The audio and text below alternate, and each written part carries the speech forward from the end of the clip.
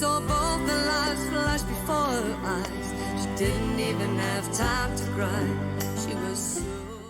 In the next few minutes, you'll see never before heard quotes from Travis Decker and a breakdown of how the new parenting plan may have pushed him over the edge. This is not speculation. These are his exact words from the courtroom. And once you hear what his ex-wife said back, you'll understand why this case is sending shockwaves through the nation. Months before the tragedy, the court approved a parenting plan that completely shifted custody rights. But what most people don't know is how Travis reacted when he first heard the terms of reducing the visitation time he had with his 3 daughters. Then, days before his visitation, Travis used Google to search how to move to Canada and jobs in Canada. And at the time, no one flagged it.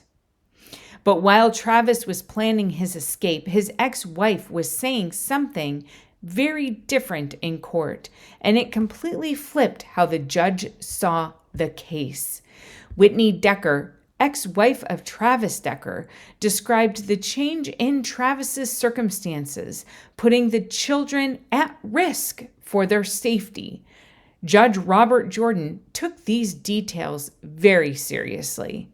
But the real turning point wasn't in court. It was what happened the day Travis had visitation with his 3 daughters, and that changed everything. According to multiple sources, Travis was trying to get help for his mental state that day, and hours before he had visitation with his daughters. The next day, the first missing persons alert was issued. But there's something about that parenting plan the public hasn't been told until now. This is from the WenatcheeWorld.com. On September 20th of 2024, Whitney Decker, again ex-wife of Travis Decker, petitioned the court to modify her parenting agreement with Travis Decker, stating what she described as unsafe and unstable conditions during his court-ordered visitation. The couple divorced in early 2022 and initially agreed to altering visits from Friday evening through Sunday evening. In this petition, Whitney Decker said that Travis's living situation had changed and it was difficult to follow. Under the existing plan, he was living out of hotel rooms. He was homeless and he had nowhere to live permanently. This is according to Whitney's attorney. The reason why my client is petitioning for modification of the parenting plan are the changed circumstances of Mr. Decker, which has the potential and has put the children at risk as far as their safety. Judge Robert Jordan approved the new parenting plan, removing Travis Decker's overnight privileges and limiting visitation to daytime hours, Fridays from 5 p.m. to 8 p.m. and Saturdays from 11 a.m. to 7 p.m. and Sundays from 9 a.m. to 5 p.m. This order also required Travis to undergo anger management or domestic violence evaluation within 30 days. He did not complete the evaluation, according to a protection order filed by Whitney Decker on June 3rd. Travis Decker objected to the reduced visitation, telling the court that the new schedule made it nearly impossible for him to maintain a meaningful relationship with his daughters. This is a quote from Travis Decker.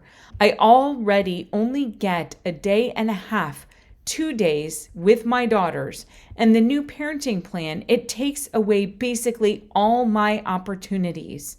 I feel like I should be able to be there for them and I find my way to be there around my daughters. He acknowledged that his living situation had changed since leaving full-time military service. Travis said, "When I was separated from my original active duty, I came out to the civilian world. I didn't have family and I didn't have friends. I didn't have any support, especially coming to a state I didn't have anybody."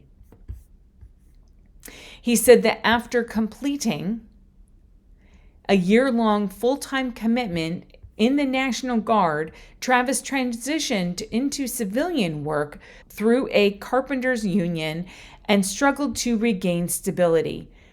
Cozart, which is Whitney Decker's attorney, emphasized that the modified parenting plan was not designed to sever the children's relationship with their father. She quotes, "We are not trying to take these children away from Mr. Decker. We respect and appreciate the fact that he loves his kids.